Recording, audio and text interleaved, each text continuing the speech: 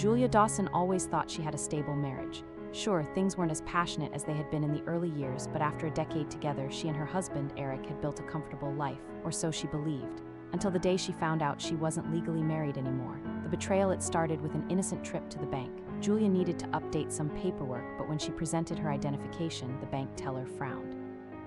"I'm sorry, ma'am, but your name isn't on this account anymore. It was removed last year."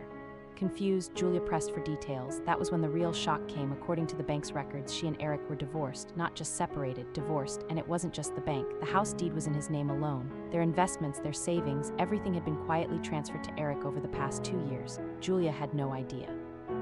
The setup, Eric had orchestrated everything behind her back, using legal loopholes and deception to file for divorce without her knowledge.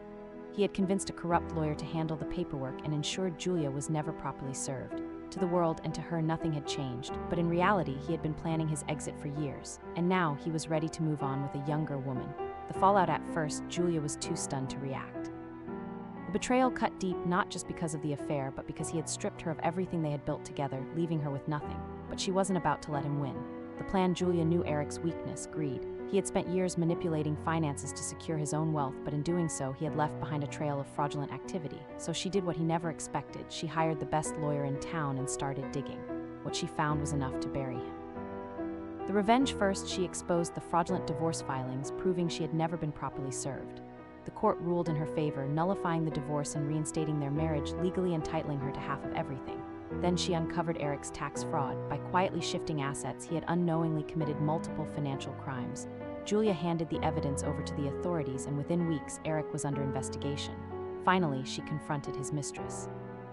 A single meeting, Julia exposed the truth that Eric had been promising her a future built on lies. The woman, furious at being deceived, walked away, leaving Eric with nothing. The justice in the end, Eric lost everything: his money, his home, and his reputation.